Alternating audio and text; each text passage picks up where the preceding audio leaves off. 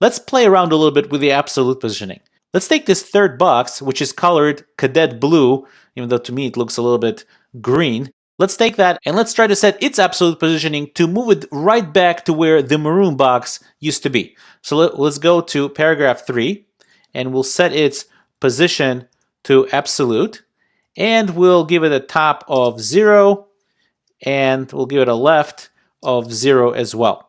And when we save it, let's see what happens when we refresh. And voila, when we refreshed, you could see it was taken out of the regular normal document flow, but it's not quite where we wanted it. We wanted it right here in its original, in the spot where the maroon box used to be, but yet it's flush, right flush with the browser's edges. Now, why is that happening?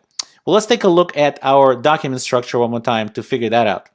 This is the box number 3 right here, represented by a paragraph with the ID P3.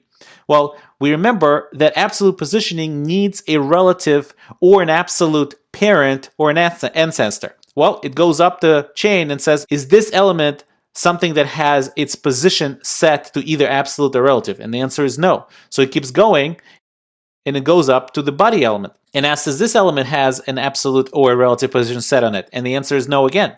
So it jumps all the way to the HTML element, which has its position set to relative by default. And that's how we end up with the box going all the way up top. So how do we fix it? Well, simple. We just need to anchor the ancestor or the container of our paragraph tag with the position relative. And any element contained within that container element will then be positioned relative to its edges. In our case, since we want this box to be relative to the containing div element, we need to set the containing div element's position to relative. Let's go ahead and do that. We'll say position relative, we'll save it, we'll refresh, and when we do, it should jump right here where the maroon box used to be, and exactly so it does. Last but not least, let's try to move the entire container element down a few pixels and see if all the containing elements will move exactly in the same position down with it.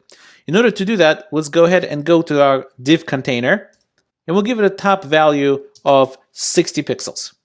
And once we save, let's refresh, and the entire container moved down together with all its containing elements, and they're all positioned exactly the same as we positioned them before. So in summary, static positioning is default for all elements except HTML. HTML actually has its positioning set to relative. Relative positioning offsets the element relative to its normal document flow position. And the normal document flow is not affected whatsoever by moving or offsetting the relatively positioned element. Absolute positioning is relative to its closest ancestor, which has positioning set to a non-static value, which is either absolute or relative. The important thing to remember about absolute positioning is that the element is taken out of its normal document flow, and the rest of the elements basically behave as if that element doesn't exist.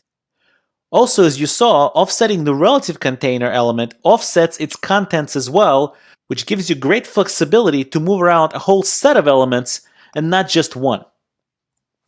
Next, we're going to talk about media queries.